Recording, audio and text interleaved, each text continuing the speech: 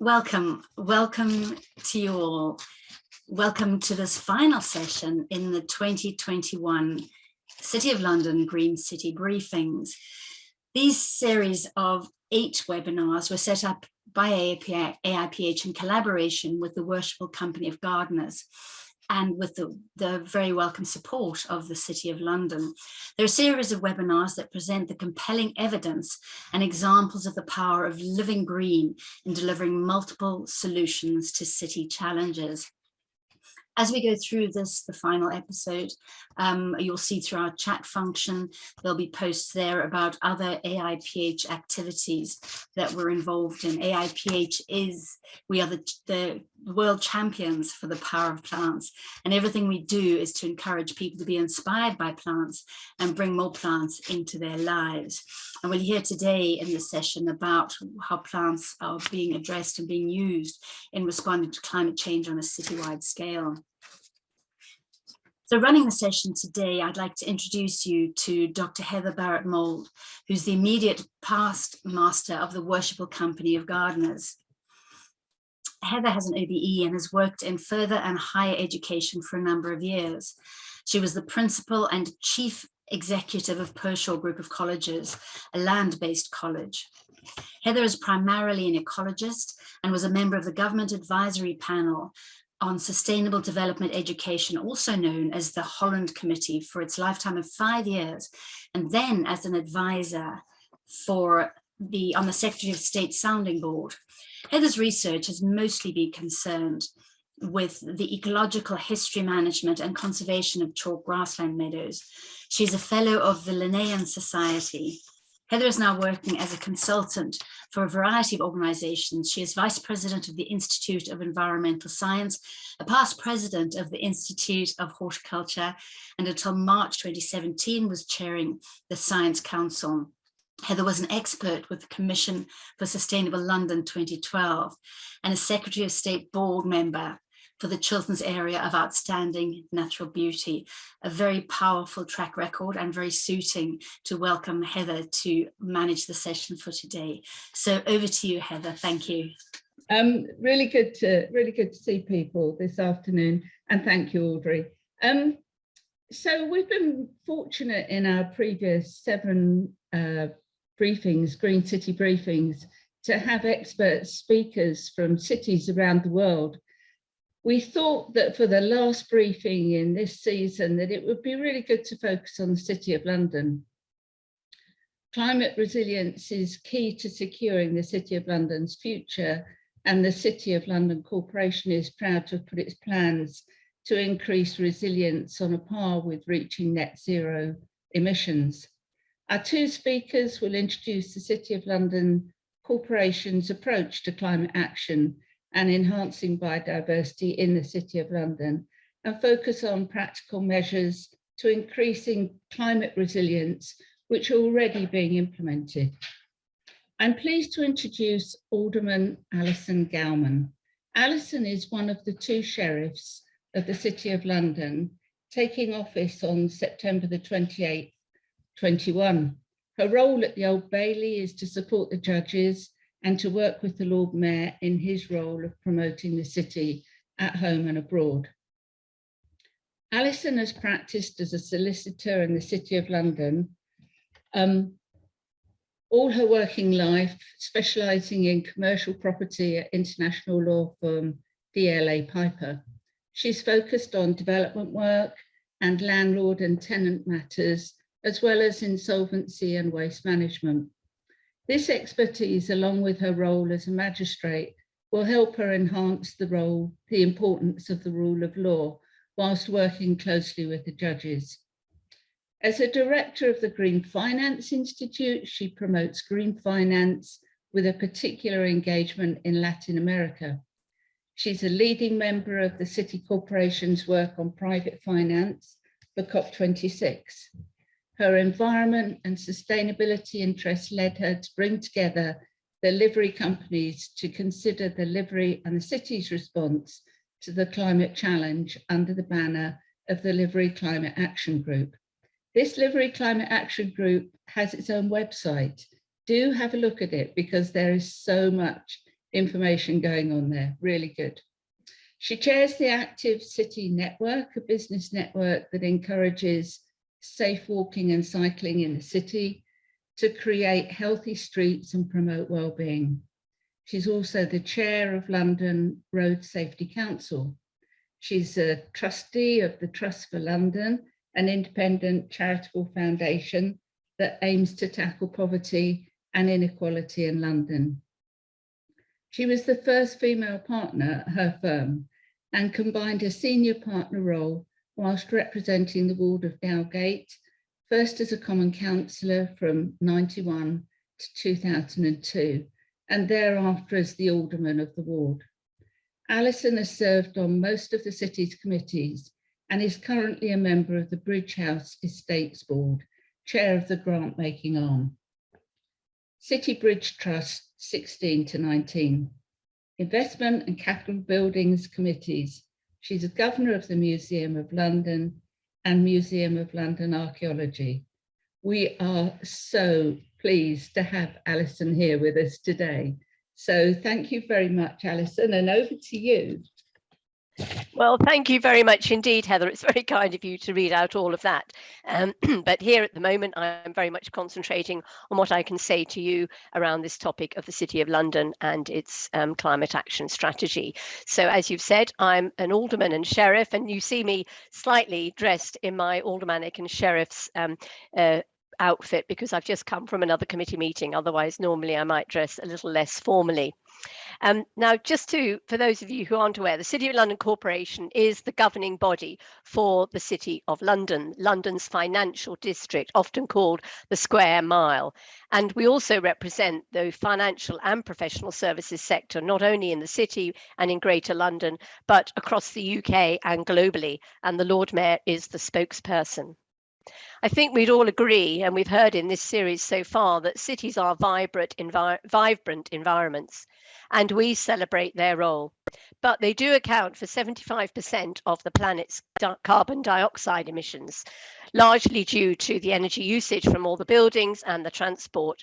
And this is something that you've obviously addressed in the previous seminars.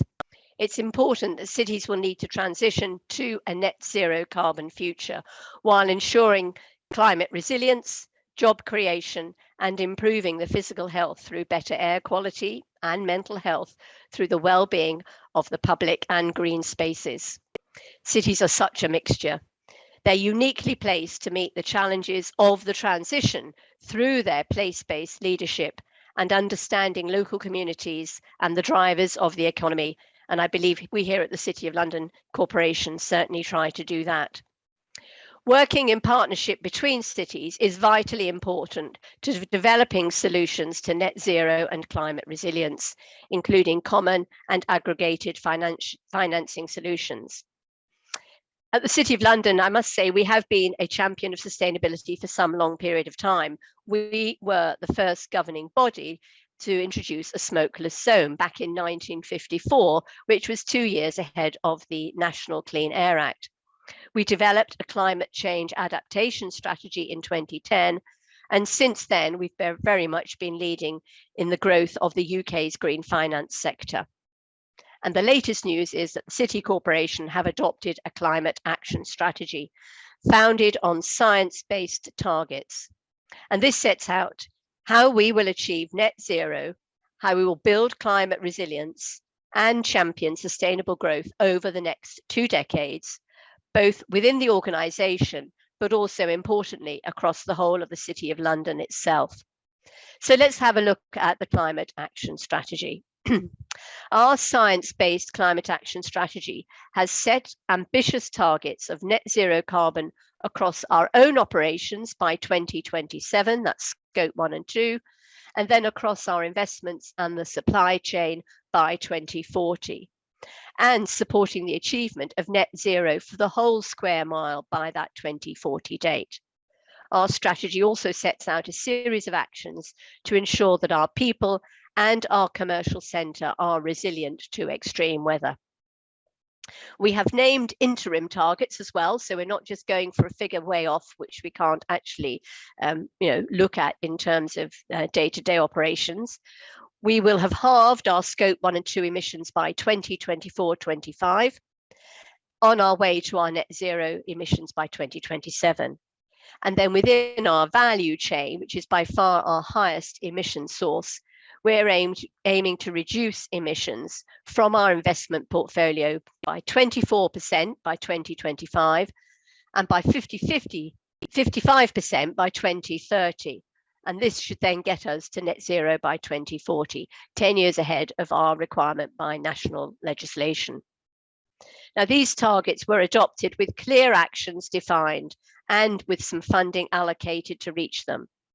Many of these actions utilise and enhance our natural assets in support of climate mitigation and adaptation in the square mile and beyond. Now, the actions to be delivered in year 1, and that's where we are now, include increasing space for pedestrian priority. That's to enhance the safety and comfort of people walking and using non-motorised modes of transport, active travel. And at the same time, these spaces will provide additional opportunity for cooling and shading using planting and trees. There's a new Riverside Strategy, which is the first of its kind in the capital. And the strategy aims to protect the square mile against rising sea levels as a result of climate change by ensuring the River Thames flood defences continue to remain fit for the coming century. The Riverside Strategy also details how the square miles Riverside can be transformed into an outstanding space. It already is great to walk along the river walkway, but there'll be wider benefits there for workers, residents, and for visitors, including a continuous river walk, which isn't quite there yet, and increased biodiversity around the river. We've identified 9 sites in the public realm in which to pilot rain gardens, sustainable drainage systems, permeable paving, and resilient planting, including more tree planting. And my colleague Gordon Roy is going to talk about these resilience actions in the presentation after this. So in addition to the green spaces within the City Corporation's square mile, the corporation also protects some 3,000 acres or 4,500 hectares of green spaces around Greater London and South East England. And these include well-known spots like Epping Forest and Burnham Beeches. The latest news is that in October, we planted a 42-acre wildflower meadow on a previously cultivated but very low quality arable field. This is going to lock in atmospheric carbon into the undisturbed soil beneath new permanent grassland. It's going to boost biodiversity by creating new wildlife habitats for a range of species, while also improving water storage and soil health. City communities, including residential communities and businesses, and public realm users, including workers and students, have all been engaged in these plans and issues, and they've been consulted on the specific proposals. Indeed, the gardeners were very much involved around the biodiversity plans. So I wanted to look at just one audience that I've been working with particularly, and that's the audience of the livery companies of the City of London, again, including the Gardeners livery, and I'm sure many others on this call. The livery companies are actually 110 independent organisations, and they all vary in size and in the sort of assets that they own. But taking that variety of entities, I felt we needed to engage with them, as did the City Corporation. And I led through seminars and engagement in setting up a livery climate action group in order to encourage those 110 livery companies to consider their own strategies and actions. And with a huge amount of help with lots of individuals and livery companies corporately, we've set up the website that Heather's already mentioned, and Audrey put a link to it on the screen, liverycag.org.uk. And this provides lots of guidance, notes, and information and videos about topics that livery companies and their members will find useful. I'd say that the livery are really stepping up in profusion to see how they can work towards the same targets that have been set by the City Corporation, that is net zero by 2040. Or dare I send out that challenge, or earlier. And as I say, the gardeners and many other livery companies have all been pivotal in helping this And these Green City briefings are also an excellent example of spreading the information and knowledge. The city has a unique role influencing locally, nationally, and globally, working in partnership with other boroughs, regions, and sectors to share learning and implement approaches, developing policy asks of central government where required. And we're delighted that the corporation has joined the UN-backed Race to Zero Cities programme this year, sharing the values of others in the C40 Cities network. So let's look at what the climate risks are that are actually faced by the city. They're up on the screen now. We need to prepare for hotter, drier summers, warmer, wetter winters, stronger winds, more frequent extreme weather events, and rising sea levels. And as we do this, we want to go beyond mitigation and seize opportunities in order at the same time as countering these threats and these issues to deliver social, economic, and environmental outcomes that mean that everyone benefits from the actions that we're going to take. The corporation is laser focused on the challenge, but also see it as an opportunity. While requiring some quite substantial initial investment, we're going to be tackling resilience and energy efficiency, which will be key drivers of growth. In the city, this means supporting a resilient global business environment in the face of these climate impacts. It means supporting a reduced risk to the insurance sector and the assets that they protect. Job creation. We reckon that the investment we're making has been intentionally designed to result in some 800 new jobs in the next 6 years. And a reduction in unnecessary use of resources, water and food, and the generation of waste and use of natural capital, for example, greening rather than air conditioning to reduce the temperatures. It's a new way of looking at all of these challenges. So we have a biodiversity action plan, which I've already mentioned. It's about protecting and managing natural capital in another strategic priority for the city corporation, which really goes hand in hand with the issue of climate change. I mean, within the City of London square mile itself, there are just about 33 hectares of open spaces, parks, gardens, churchyards, some hard open spaces and plazas, and also the areas of improvement on the highway. Most of those are really rather small, primarily consisting of what you might call as pocket parks, often smaller than 0.1 of a hectare.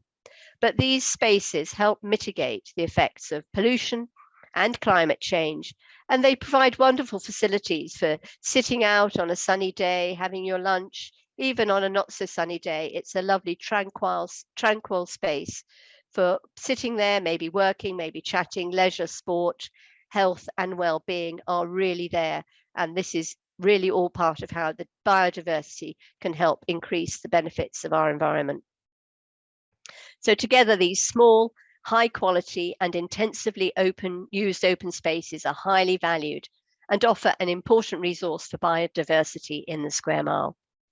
There's also an increasingly important resource of biodiversity at roof level, with many biodiverse rooftops and roof terraces. Historically, the city's open spaces have been managed primarily for their amenity value and for public enjoyment, and that's absolutely fine. But the recent changes in management policies have all meant that there's a greater emphasis on the importance of climate resilience and promoting biodiversity. And that's why we have this biodiversity action plan to protect and enhance habitats and species in the city, to enable that land owned and managed by both the city corporation and the private areas can be maintained and enhanced for biodiversity, to improve infrastructure for biodiversity in the built environment, enabling biodiversity to be incorporated into the built environment to enhance and connect up those green spaces. And we want to promote a greater understanding of the city's biodiversity, identifying and encouraging best practice amongst private landowners and managers, as well as developing the skills and knowledge of our residents and our workers, school children and students. We can run events and activities and volunteering opportunities in our open spaces. We want to improve the monitoring and data on biodiversity in the city, establishing a more structured approach to surveying and monitoring the sites, informing ongoing management decisions and identifying future areas of priority. And this includes professional ecology surveys, citizen science opportunities, and records collected by voluntary groups and individuals. I've got to say, I think we've all realised how the pandemic has highlighted the importance of these green spaces and the green infrastructure to help our well-being. So please be aware that if you come into the city, you'll get the same benefits as you might do in your own hometowns. It's a key role in making the city a human and environmentally brilliant place to be. And it's key to ensuring that the city continues to be a place where people want to come in to work and live and visit. The drivers of climate and ecology are shaping the city's green future right now, and we are proud to put climate resilience on a par with reaching net zero, and to have a plan for enhancing the biodiversity and creating the living green city that we all want to know. So thank you for listening, and I want to hand back to Heather. Thank you.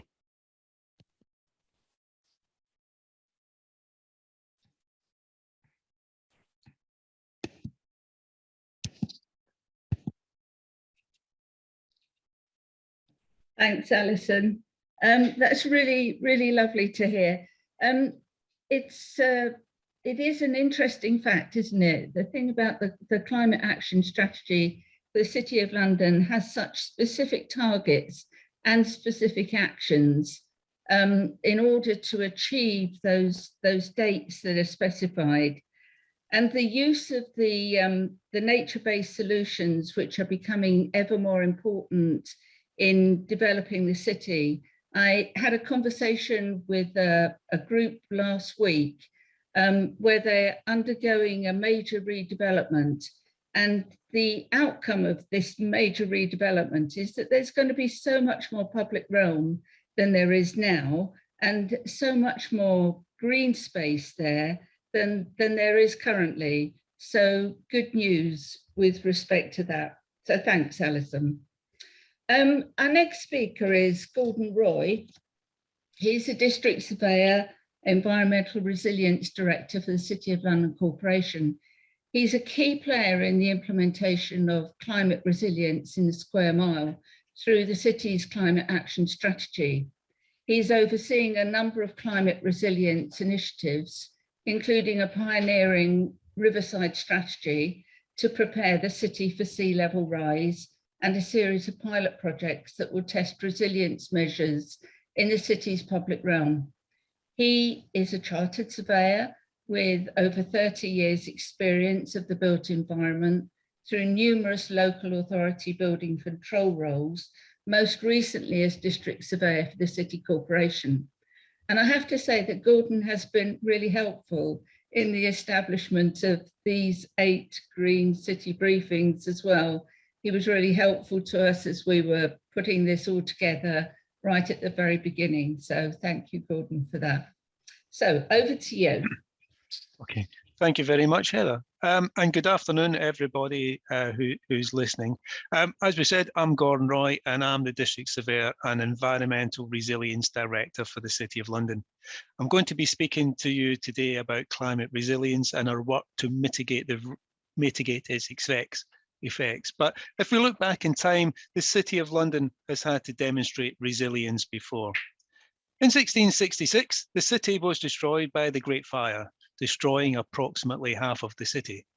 13,000 homes were burned, leaving 70,000 people homeless. Churches and businesses were ruined, devastating many people's livelihoods. The following year, the corporation put into action measures to rebuild the city, bigger, better, and safer. The corporation, as part of that process, employed a surveyor to inspect and improve the rebuilding process to ensure the city was safe. That surveyor became the district surveyor. So as a district surveyor, I'm really proud to be at the forefront of looking at the risks that a changing climate is bringing. We want to mitigate those risks by positively adapting and transforming the city to ensure that we have an outstanding environment, to have a flourishing society and a thriving economy. Resilience is described as anticipating, preventing, absorbing, and recovering from shocks and stresses. A changing climate will bring these challenges, but another challenge is to integrate mitigation measures into the urban environment. Our key goal is to maintain our essential functions, structures, and infrastructure, identify and assess hazards, reduce their vulnerability, and increase their capacity of the protection measure. A single shock can affect multiple systems. Resilience has to be cross-cutting, but we are targeting our solutions so that they're either zero or low carbon emission or nature-based. Nature-based solutions can safeguard biodiversity, be attractive, and improve the quality of life, while at the same time reducing the city's vulnerability to nature shocks. Whether it be from directing rainwater to sustainable drainage systems, or for the use of trees and greenery to help air filtration and cool streets, nature can help us mitigate these climate risks. As you will have already heard from the previous speaker, the Corporation of London approved its ambitious but credible climate action strategy in October 2020 with 4 main goals. Be net zero by 2027 in our own operations, be net zero by 2040 in the square mile, to be net zero by 2040 across the full value chain, and to be climate resilient in our buildings, public spaces, and infrastructure. But before we presented that strategy to our members for approval, we conducted a thorough investigation of our assets, both in the building stock, but also our unique 11,000 acres of green, open, public accessible land. Much of the land is composed of sites of special scientific interest or historic woodland, so careful management and selection of mitigation measures is essential. Helping us with the investigation was a number of leading consultants, and through this work, we reviewed significant scientific information and data, including an analysis of the Met Office UK climate predictions that were published in 2018. And it is clear that in the future, we will be experiencing these hotter, drier summers, warmer, wetter winters, and experiencing more extreme weather events like we're having today. Within the urban environment we've had in the City of London, we have identified a number of risks due to this changing environment. These risks were similar to the risk identified in the UK Climate Risk Assessment in 2017 and can be summarised, as you will have already seen, as flooding and coastal changes, risks to health and well-being through higher temperatures and overheating, risks to the public water supply for drinking, biodiversity loss, risks to natural capital, including coastal, marine and freshwater ecosystems, and the risks from emerging pest diseases and to food and trade. Having established the potential risks, we adopted an adaptive pathway approach to look at the risks and how to mitigate them. Following analysis, a desktop study into potential impacts of the risks was carried out, providing us with a baseline of impacts and identified thresholds when disruption within the city would occur if no intervention was undertaken. For each threshold, a series of adaptation measures were identified with different lead-in times for implementation, or as we call them, the trigger points, when adaptation actions must be put in place or decisions made. This adaptive pathways approach enables investment to be made in a timely manner to prevent severe impacts or irreversible consequences, whilst avoiding overinvestment before it's needed. Through this process, we identified 39 actions that we would need to take and for delivery reasons, we grouped them into these six groups. Being resilient is not a single action, but multiple actions are required across multiple areas. To be cost effective, our initial resilience focus has been to look at our existing programme of work and introduce new resilient measures delivering a much improved scheme. By incorporating resilience into our building retrofit programme, by incorporating shading, green roofs, water attenuation, soft landscaping, green walls, we can improve against flooding, water shortages and overheating, while at the same time improve the amount of greening and biodiversity. Within these 6 programmes of work, we are looking to improve the quality and provision of our green spaces. The UK has seen a substantial change to insect and species in the last few years, which can be particularly seen in our out-of-city sites. But within the city, we have some fantastic wildlife, ranging from peregrine falcons to bats, butterflies and bees. Improving the quality will help wildlife, but also help with our resilience. Within our improving blue-green infrastructure programme, we have a significant cool streets and cooling project.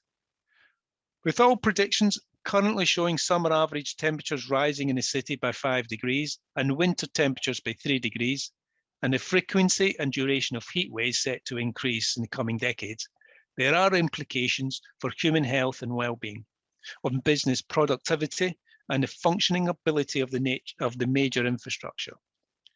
The Cool Streets and Greening project has 2 main focuses: to minimise temperature increase in the public realm and to provide a network of cool spots across the city.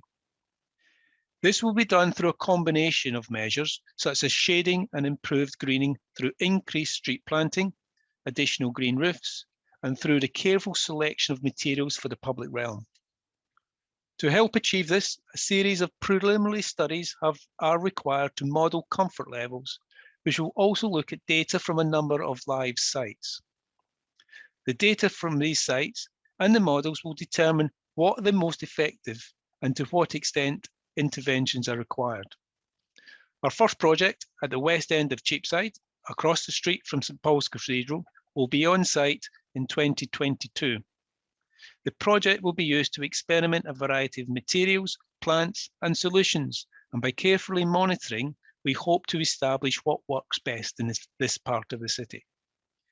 Data from this site is already being collected prior to the physical works commencing, with the data collection being done in partnership with King's College London. To help deliver some of our resilience measures, we are in the process of developing a number of catalogues in a way of upskilling staff across the whole corporation, covering resilience interventions and planting matters. This will draw attention to our public realm and facilities teams to a range of solutions and opportunities available to new works in streets and buildings. Structured on a challenge archetype, they are prioritized to each of the 6 risks, as well as costs and constraints. These catalogues are living documents that will be updated based on new data, as well as what we have learned from our initial projects here in the Square Mile.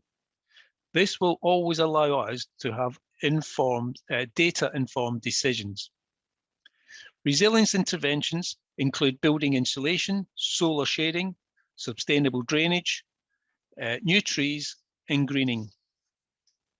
Planting options include a decreasing range available due to changing seasons and a new pests and diseases limiting long-term viability.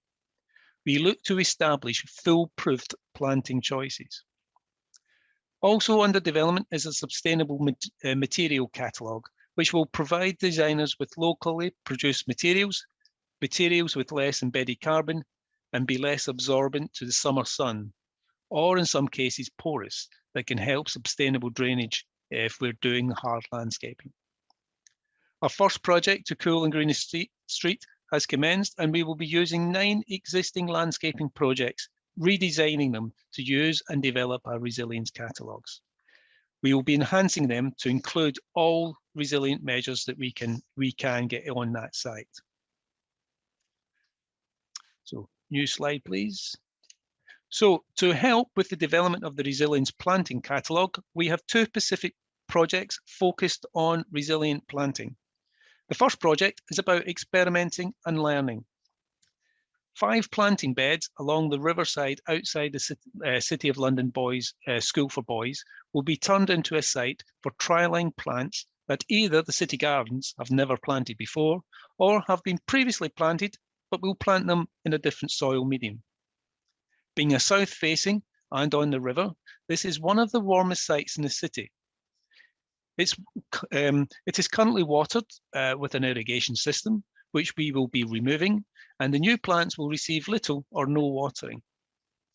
Each of the beds will have different soil mediums, ranging from engineered soil containing crushed bricks and clay pellets, to beds covered with deep sand mulch.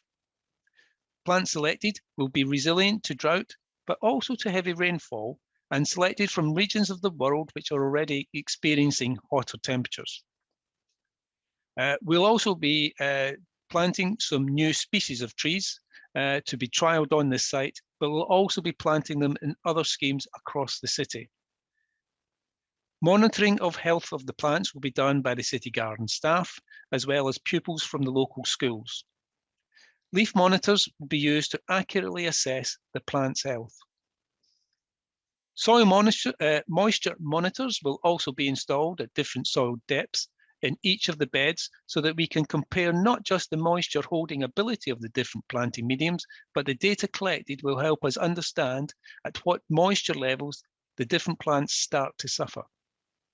From this, we will start to be able to understand when and if watering is necessary, as we want to reduce the water usage.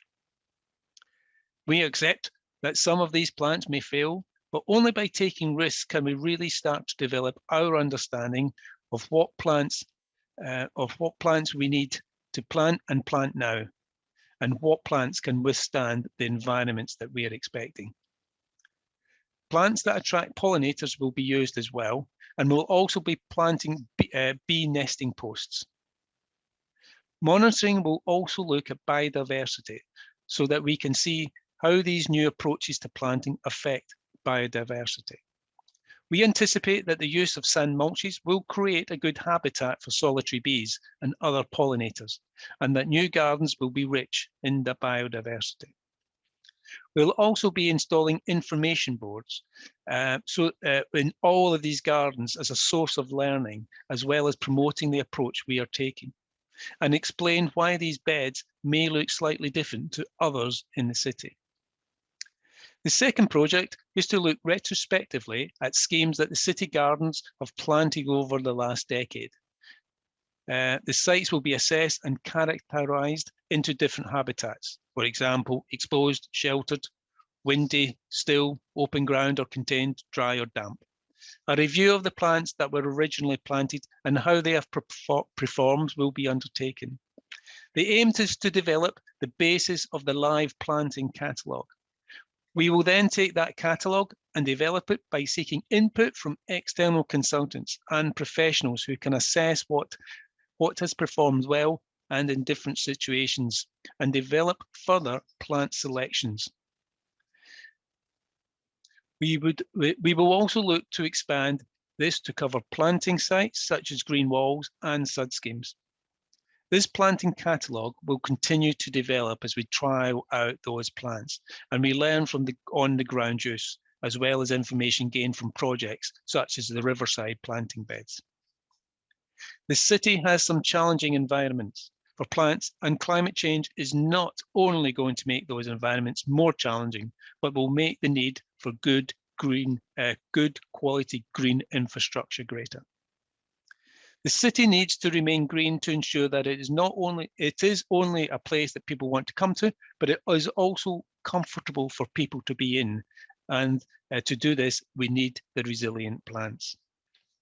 These projects, carried out by our City Gardens team, aim to increase our understanding to enable us to be well prepared as we can be to meet the future challenges.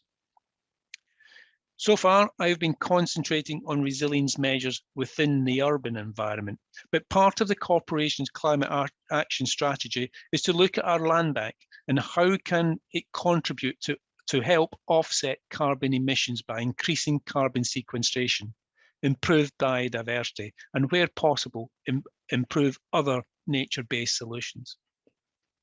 Our green spaces are valuable areas for the public for recreation and contain important habitats and wildlife, but they also absorb carbon dioxide from the atmosphere, locking it into soil and plants.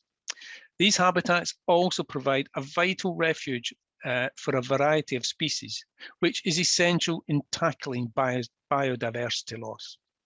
We have started to look at creating new habitats, improve land management practices, and explore the potential of sustainable production of timber to store carbon. Working with the University of Surrey, a number of opportunities have been identified to take back control of a number of farm tenancies, to convert the arable land to grassland, and as you've already heard, plant wildflower meadows, and we're also taking the opportunity to plant new trees. Within our woodland areas, much of which is protected historic forests, we are looking to improve woodland management by carefully managing the asset to improve new tree growth and to lock in the carbon through harvesting the new wood for timber products. We are already seeing wildlife within these forests, such as ants and insects, increase due to this careful management. Trying to become resilient to the changing climate is challenging. We are pushing the limits of our knowledge. We are using technologies and we are pushing boundaries in the ways that we work. So to help, we have been working with a number of partners. Just going to talk to you about two of these. First of all is the British Geological Survey. The city has been lived and worked in for 2,000 years, and therefore most of the ground has been built on at some time. We have extensive underground structures, Roman ruins, such as the amphitheatre under our very own Guildhall Yard, and the Mithras Temple under the Bloomberg building. We have numerous other historic buildings, pipe subways, London Underground structures, tunnels, and a complex spider's web of utility infrastructure. So to plan and install our new resilience measures, such as trees and additional greening, we need to know more information of what's actually under the ground. To help with this, we have a member of the British Geological Survey embedded into our team, who is undertaking a survey of the whole of the city to establish what's under the ground. This will provide us with essential data to help us know the best places for resilience measures to be implemented, but it will also tell us where not to put them. Another partner is King's College London, who are helping us with sensors to monitor the local environs, establish baselines of rainfall, water runoff, and moisture content prior to us carrying out the enhanced resilience landscaping works. Information collected both pre and post works will help us establish what works well, and with all the data being fed back into our catalogues. And finally, I just want to touch a little bit more on the Riverside Strategy that Alderman Gowman mentioned. In 2011, the Environment Agency issued the Thames Estuary 2100 report, which sets out its plan to manage tidal flood risk in the Thames Estuary until the year 2100. Sea levels have been rising over the past century, with sea levels at Southend-on-Sea rising by 15 centimetres between 1911 and 2018. Over recent years, sea level rise has been recorded as accelerating. Between 1911 and 2018, sea level rose by an average of 1.4 millimetres a year. But between 1990 and 2018, sea level rose by 3.6 millimetres per year. Climate change has seen an acceleration of the world's major ice sheet and ice cap melt, which is leading to this increase in sea level rise. New scientific predictions show sea level rise will be towards the higher end of predicted levels. Therefore, the Thames flood defences need to be upgraded. As set out in the Environment Agency's plan, the plan identified a number of major milestones for our river defences, such as defence raising downstream of the Thames Barrier by 2040, defence raising upstream of the Thames Barrier by 2065, and upgrading or replacement of the Thames Barrier by 2070, and additional defence raising upstream of the barrier by 2100. Last month, following public consultation, the Corporation of London approved its Riverside Strategy, our plan to increase the city's river defence wall in line with the Environment Agency's plan. The strategy has been designed to dovetail into the normal city 35-year property development cycle, and therefore has a number of milestones. To allow development along the riverside to build into their plans up to 2035, a means of being able to raise the river defence wall. From 2035, all development along the riverside will need to increase the defence wall up to the anticipated 2065 required level. Areas of the river wall that are outside the development areas will be required to have direct intervention from the owners before 2060. Whilst the principal objective is to provide an improved river defence against the rising sea levels, we are using this opportunity to look at the opportunities that it will bring to enhance river access and biodiversity. Riverbank restoration, tree planting can all be used to enhance the river's flood defence. And over the next few years, we'll be continuing to look at the river defence and improve greening along its length. This forward-looking strategy is the first by any London local authority to tackle the issue of rising sea levels on the Thames, and shows that we are committed to look at the risks due to our changing climate and to start to mitigate them now. So thank you for listening, and I'm happy to take any questions.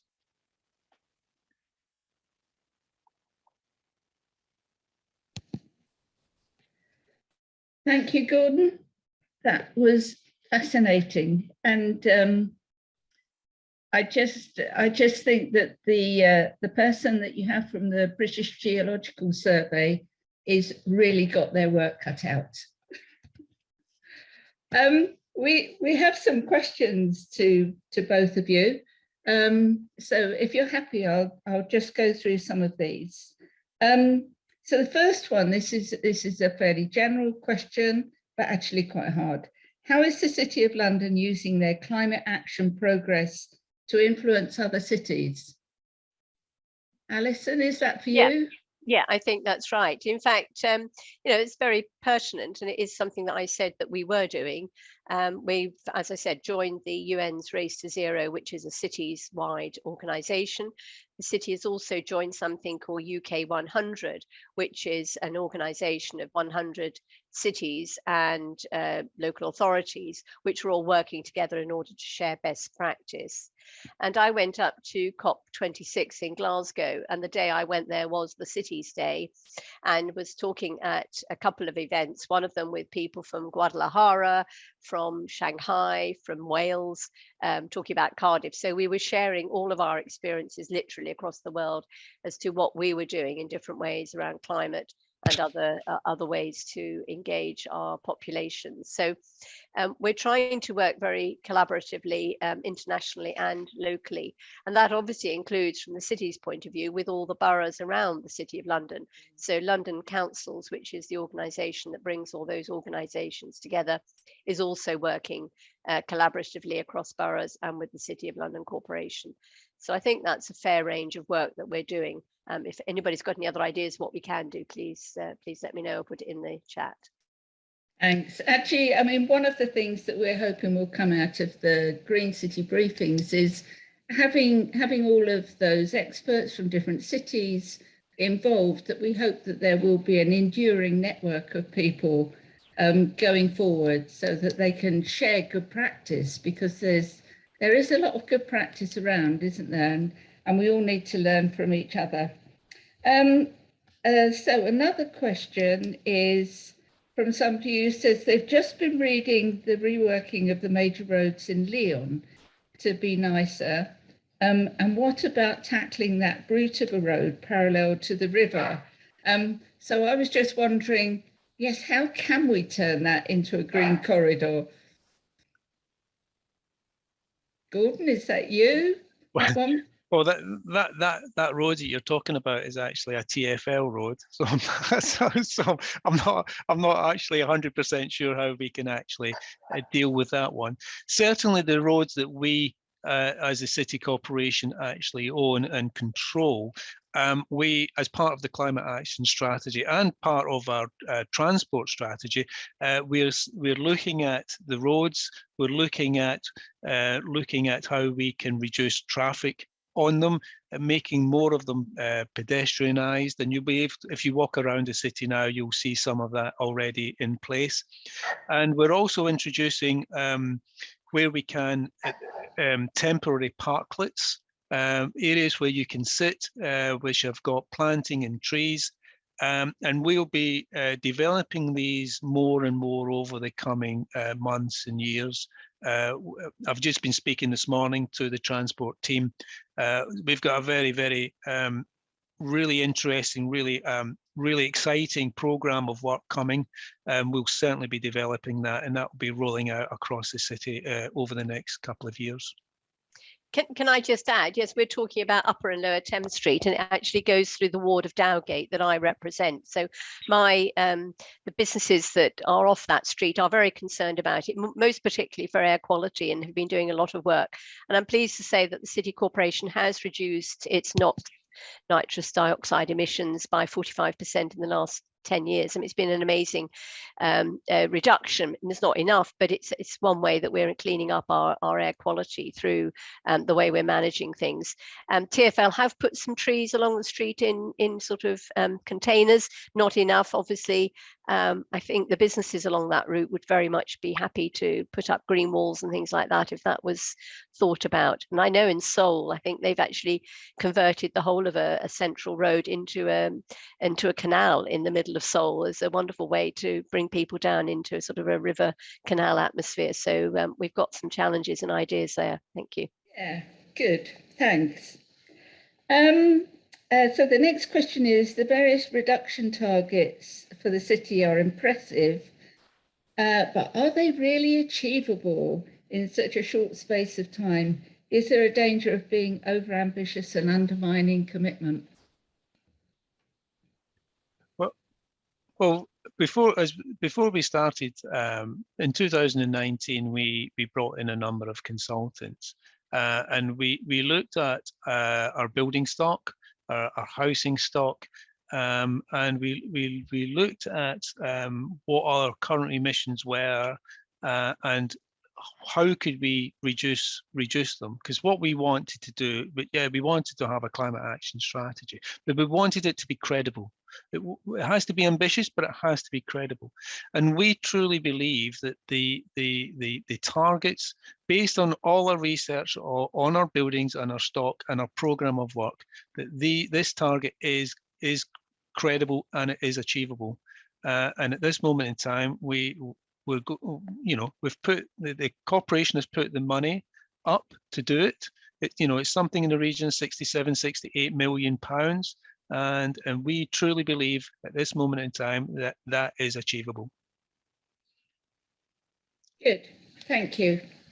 So this is another one for you, Gordon. What do you see as the most challenging of those 6 risk areas? They're all challenging to some degree, to be honest. As a surveyor and dealing with the built environment, flooding is going to be a big one. I've talked about the Riverside Strategy and the problems with climate risk, rising seawater, but we've also got, over the summer, we had some really big storms. Parts of London were heavily affected by these, and we've got to remember in central London we have a combined rainwater and foul water drainage system, and really big intense storms somewhere else can have a detrimental effect within the City of London. So that's going to be a big challenge, and we right across the board we're driving that down. But the other challenges, such as pests and diseases, we're just starting the research on that. That could be, we just don't know where. We do see pests and diseases in certain places, like Canada is certainly affecting the forests, and certainly in the Siberia, again, there's pests and diseases there that are emerging, which weren't there before because it's a bit warmer. So we can certainly see pests and diseases coming in, which I'm not familiar with. So to me, that's quite a big risk. But each one of them presents a major risk of some description. Yeah, thanks. And actually, there was a follow-up to that. Is Is there somewhere where people can see the 39 actions?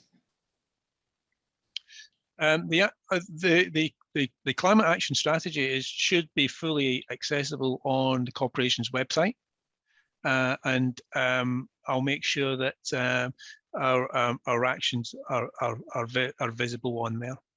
Yeah, actually, it's just been posted in the chat, a link to the climate action strategy on the corporation's website. Okay. Someone else has just said, are there old tunnels in the City of London that could be used for, I suppose, extreme floodwater? I mean, we have looked at it when we were doing the work at the Aldgate gyratory system. There were lots of underground tunnels. It was the whole area that was crisscrossed by underground tunnels. Instead of, coming at ground level, you went down in a tunnel, which obviously became fairly unpleasant to walk in after a while. And we did look at using those tunnels to flood and use for water storage. But, there are so many implications of making them water proof effectively, and where they were going and how they could be accessed. It didn't work out, I think, entirely for that, but it was something we very much looked at, and that was probably, about 8 or 10 years ago now, because the scheme's been operational for a couple of years, and these things always take a long time to plan. And quite an engineering feat as well, especially when you look at all of that stuff which is under the ground, which all has to be taken account of, doesn't it? When you do anything, it must be really difficult trying to go down in the City of London, because there's always so much there, isn't there? Yeah, it's a crisscross, I'm afraid, and sometimes new developments don't know what is there until they start digging down, unfortunately, because things aren't always as well mapped, or they've been, put in without proper, proper mapping for the future. Yeah. So thank you both so much. We've sort of come to the end of our time. It's been absolutely fascinating. It's been lovely to see just how much is going on.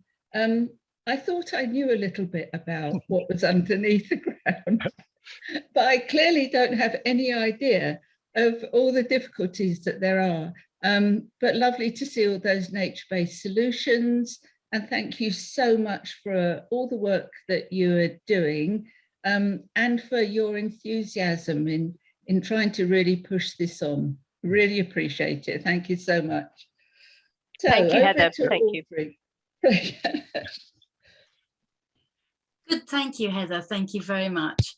And thank you very much to both speakers. What a very, very positive way to end this series of City of London Green City Briefings 2021.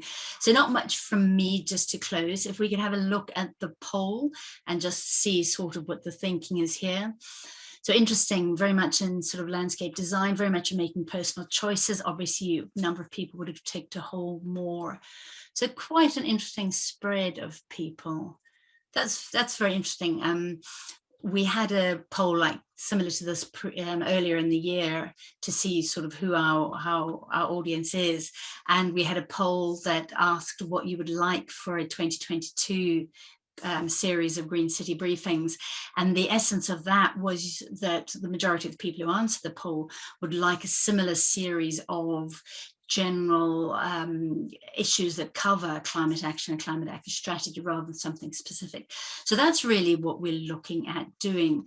We're very much looking at planning a 2022 series, very similar format, and I do hope that a lot of you will still be able to join. You will have seen in the chat function a lot of things going on, a number of AIPH programs. We've got the AIPH World Green City Awards that are now open for entry, so we invite anybody from a city who's got something they can showcase to enter. City of London, which is really interesting, has shown you what can be done. A very, very interesting approach, very visionary and practical, and very thorough background work before anything got started in developing action plans. So very impressive. Thank you very much. You'll be able to follow more in the links from the chat function. And don't forget, this and other City of London Green City Briefings are available for on-demand viewing on the AIPH YouTube website. You can find them on the AIPH website. Thank you very much to all our support for this series. Thank you very much, Heather, for all your support and for moderating this session. And again, thank you to our speakers. Thank you to all who've listened from all around the world, and we look forward to connecting with you again next year. Thanks a lot then. Bye-bye.